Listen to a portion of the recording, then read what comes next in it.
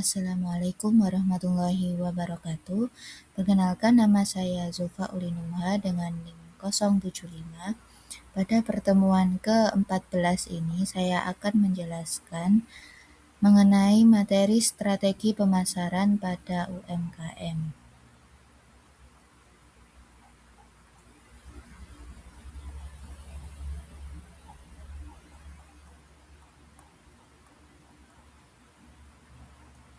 Selanjutnya, sebelum membahas pada teori, kita masuk ke studi kasus. Studi kasus ini mengambil pada PT Siantar Mobil.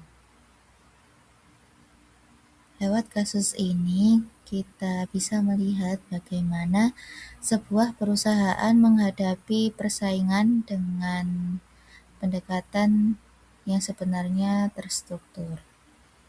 Nah, salah satu alat penting yang mereka gunakan yakni menggunakan analisis SWOT atau SWOT. Nah, analisis ini membantu perusahaan untuk melihat kondisi mereka secara jujur. Misalnya, mereka bisa mengetahui kekuatan seperti kualitas produk atau jaringan distribusi yang luas. Tapi di sisi lain, mereka juga menemukan kelemahan seperti harga, terus tidak ada servis, tidak layak atau tidak lulus uji coba. Terus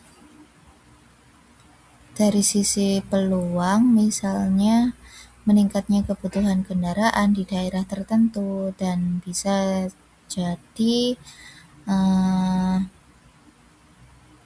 pasar baru. Terus peluangnya ini bisa bekerja sama dengan bank dalam penjualan kreditnya. Nah, untuk ancamannya PT Kia ini harus bersaing dengan ancamannya ini PT tadi harus bersaing dengan PT Kia. PT Kia ini mobil Indonesia jika berada di skala nasional.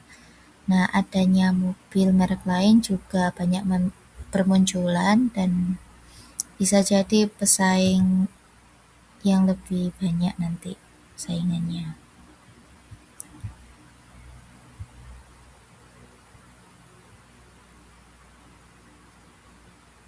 Nah, untuk SWOT ini terdiri dari strengths, opportunities, weakness, dan threats. Nah, bagaimana cara menciptakan peluang? Yang pertama, sebagai wirausahawan, kita tidak boleh menunggu peluang datang, tapi harus menciptakan peluang itu sendiri. Misalnya dengan menggeser tren yang ada dengan memperkenalkan barang atau jasa yang baru. Contohnya seperti bisnis minuman yang saat ini sedang tren. Yang dulunya itu belum muncul. Terus bisa membuat proses pembelian lebih efisien. Contohnya layanan pesan antar dengan minimal order sekian dan gratis ongkir diantar sampai ke rumah. Terus cara yang lain memenuhi kebutuhan konsumen. Selanjutnya, membuat produk atau jasa custom, di mana pelanggan bisa request sesuai keinginan mereka. Hal ini bisa jadi nilai plus tersendiri. Selanjutnya, memperkenalkan produk atau jasa dengan kapasitas yang baru.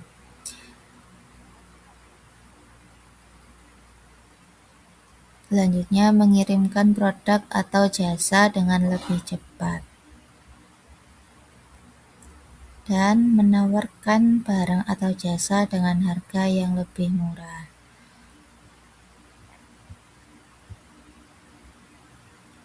terdapat tujuan pemasaran. Sebelum menjalankan strategi, kita harus tahu dulu tujuan kita itu apa. Tujuan pemasaran itu ibarat arah yang ingin dicapai. Dapat diartikan, tujuan pemasaran adalah pernyataan tentang hasil yang diharapkan dari perencanaan marketing.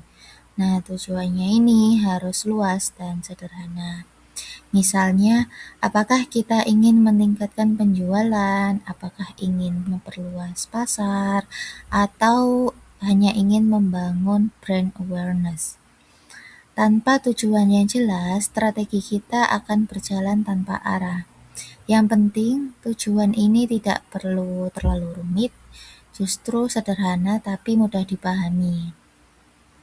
Contohnya, meningkatkan penjualan 20% dalam 1 tahun, atau menjangkau pasar baru di luar kota.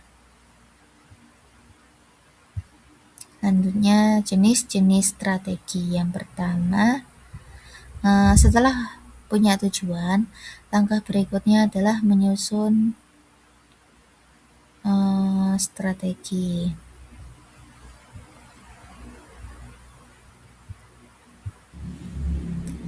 Jenis strategi yang pertama ini yakni overall cost leadership atau kepemimpinan biaya secara menyeluruh. Nah, strategi ini fokusnya pada upaya perusahaan untuk menjadi bagian produsen dengan biaya rendah di industrinya. Dengan menekan biaya operasional secara maksimal, UMKM dapat menawarkan harga yang lebih kompetitif kepada konsumen dan mendapat margin keuntungan yang lebih tinggi. Selanjutnya ada strategi diferensiasi atau pembeda. Poin utamanya di sini adalah menjadi pembeda atau menjadi unik. Perusahaan berusaha menciptakan nilai tambah atau fitur produk yang biasanya tidak banyak dimiliki oleh pesaing. Strategi ini sangat efektif untuk membangun loyalitas merek karena konsumen merasa mendapat sesuatu keuntungan yang yang istimewa dari standar pasar. Yang ketiga ada strategi fokus. Strategi ini mengarahkan seluruh sumber daya perusahaan untuk melayani satu segmen pasar tertentu secara khusus, dibanding mencoba melayani semua orang. Nah, cara ini untuk menjadi ahli ceruk atau niche di pasar yang spesifik, sehingga kebutuhan pelanggan di kelompok tersebut dapat dipenuhi dengan presisi.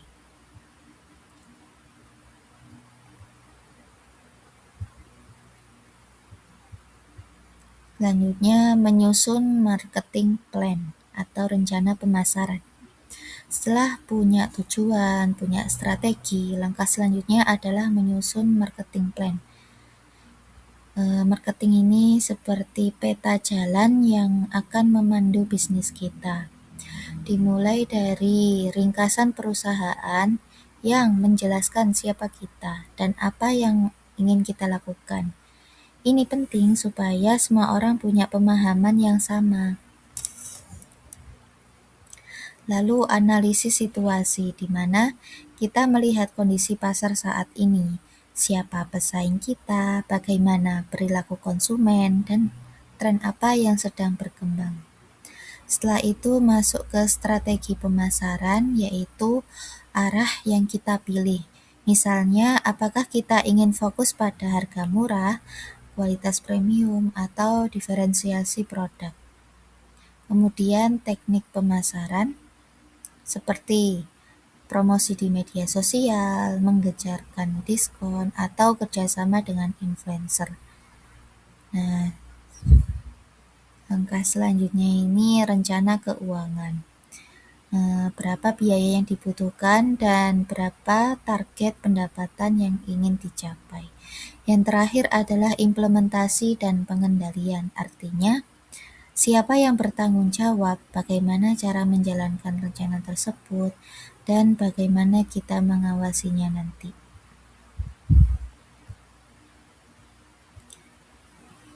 Rencana yang bagus tidak ada artinya kalau tidak dikontrol. Nah, dalam praktiknya ada pengendalian rencana pemasaran.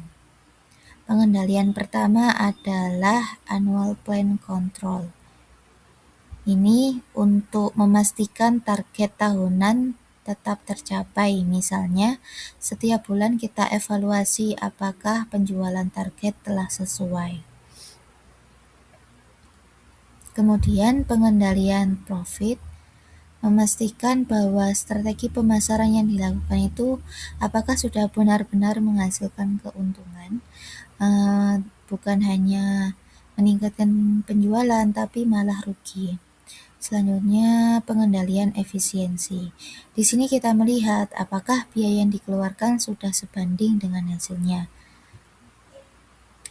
Yang terakhir, pengendalian strategi. Hal ini penting karena kondisi pasar selalu berubah. Strategi yang dulunya efektif belum tentu masih relevan jika dipakai sekarang. Sebagai kesimpulan, strategi pemasaran pada UMKM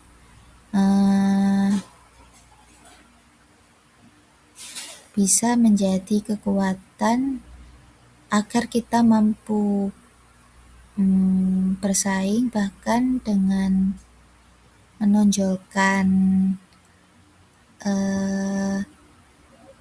nilai plus yang ada di bisnis kita dibanding dengan kompetitor lain. Kuncinya ini konsisten dan mampu beradaptasi terhadap perubahan sesuai tren zaman saat itu. Terima kasih, mohon maaf atas kekurangannya. Wassalamualaikum warahmatullahi wabarakatuh.